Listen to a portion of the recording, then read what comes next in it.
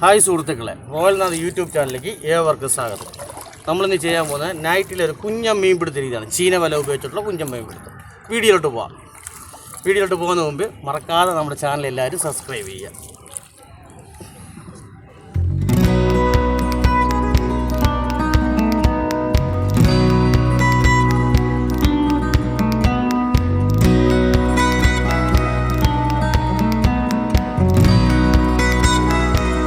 അങ്ങനെ നമ്മളുടെ പണി തുടങ്ങാനായിട്ടുള്ള എല്ലാ ഒരുക്കങ്ങളും കഴിഞ്ഞിട്ടിരിക്കുകയാണ്.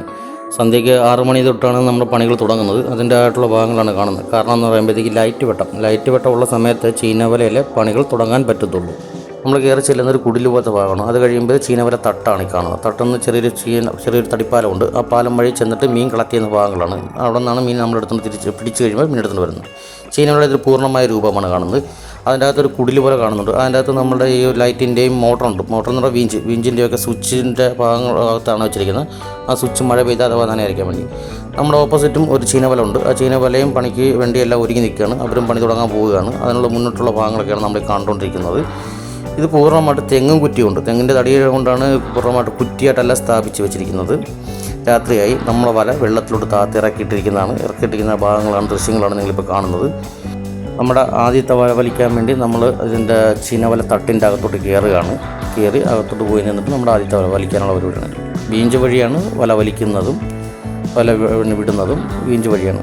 വീഞ്ച് ഓൺ ചെയ്ത് ചീനവല പൊങ്ങി വരുന്നുണ്ട്. വെള്ളത്തിൻ്റെ അടിയിൽ കിടക്കുന്ന വലയും എല്ലാം കൂടെ പൊങ്ങി വരികയാണ്. അതിൻ്റെ അകത്ത് അപ്പോൾ ഉള്ള മീനുകളെ നമ്മൾ കളക്ട് ചെയ്തെടുക്കുന്ന കുറച്ച് ഭാഗങ്ങളൊക്കെയാണ്. ഇങ്ങനെയാണ് ചീനവല വലിച്ച് വെക്കുന്നത്.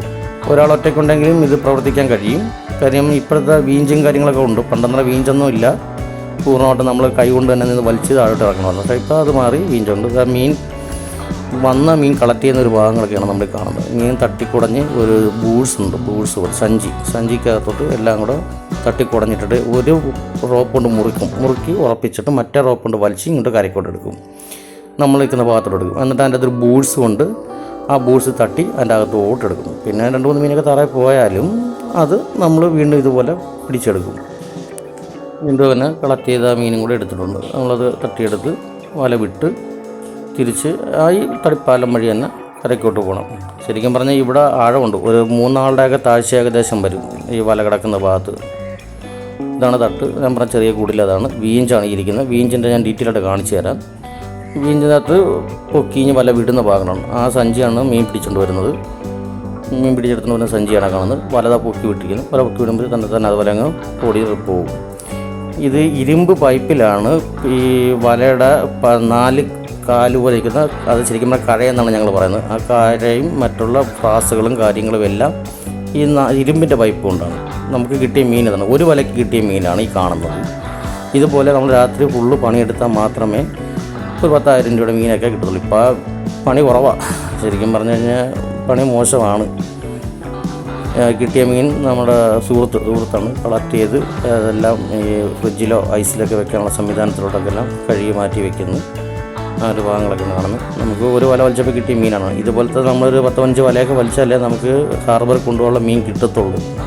ഒരു ചാങ്കണിയും കുറച്ച് നെത്തോലി കുഞ്ഞൊക്കെ കിട്ടിയിട്ടുണ്ട്.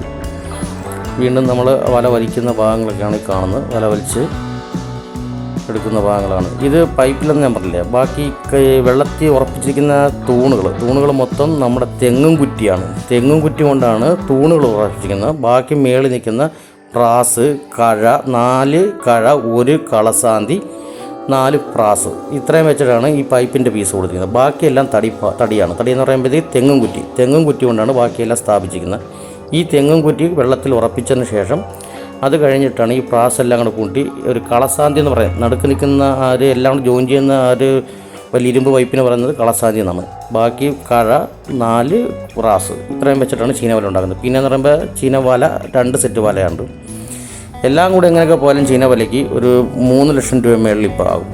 എന്ന് പറയുമ്പോഴത്തേക്ക് ചീനവലയ്ക്ക് വള്ളം വേണം, ഒരു കൊച്ചു വള്ളമുണ്ട്, പിന്നെ ഈ വല വേണം, അങ്ങനെയുള്ളത്. ഏകദേശം നമ്മളെ പരിപാടിയിൽ അങ്ങനെ. ഈ കാണുന്നതാണ് വീഞ്ചി.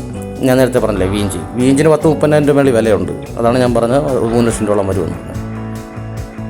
അഴീക്ക ഹാർബറിൽ കൊണ്ടുപോയാണ് നമ്മൾ മീൻ കൊടുക്കുന്നത്. നമ്മൾ അഴീക്ക ഹാർബർ വെളുപ്പിന് നേരം വെളുത്ത് ഒരു 5-5:30 കഴിഞ്ഞ് 6 മണിയായപ്പോൾ അഴീക്ക ഹാർബറിലോട്ട് പോയി അഴീക്കൽ ഹാർബറിൽ പോയ ഭാഗങ്ങളൊക്കെയാണ് നമ്മൾ കാണുന്നത്. അഴീക്കൽ ഹാർബറിൽ കൊണ്ടുപോയി മീൻ കൊടുക്കുകയാണ്. നമ്മൾ രാവിലെ കുറച്ച് ചീനവല കായലിൽ മീനിൻ്റെ കച്ചവടക്കാരുമുണ്ട്. ശരിക്കും പറഞ്ഞാൽ അഴീക്കൽ ഹാർബറിൽ മെയിനായിട്ട് കടൽ മീനിൻ്റെ കച്ചവടമാണ് കൂടുതലുള്ളത്. എന്നാൽ രാവിലെ കുറച്ച് കായൽ മീനിൻ്റെ കച്ചവടമുണ്ട്. നമ്മുടെ പങ്ക് ഇതല്ല, അതിൻ്റെ അപ്പുറത്ത് വേറെ വലയിൽ നിന്നൊക്കെ കൊണ്ടുവന്ന മീനും കൂടെയാണ്. നമ്മളെ മീനും കൊടുത്ത് കാശ് വേണ്ടി 1000 രൂപ കിട്ടി. അപ്പോൾ നമ്മളിതുവരെ കണ്ടതെന്ന് പറയുമ്പോഴത്തേക്ക് ചീനവലയുടെ നൈറ്റ് വീഡിയോയും പരിപാടികളൊക്കെയാണ് കണ്ടുകൊണ്ടിരുന്നത്. എന്തായാലും എല്ലാവർക്കും വീഡിയോ ഇഷ്ടപ്പെടുമെന്ന് വിചാരിക്കുന്നു. ഇഷ്ടപ്പെട്ടാലും ഇല്ലെങ്കിലും ലൈക്ക് ചെയ്യുക, സബ്സ്ക്രൈബ് ചെയ്യുക, മറക്കാതെ ചാനൽ ഫോളോ അപ്പ് ചെയ്യുക. അപ്പോൾ എല്ലാവർക്കും വേണ്ടി royal Nath YouTube channel Alappuzha മറ്റൊരു വീഡിയോ ആയിട്ട് എത്രയും പെട്ടെന്ന് തന്നെ വരാം.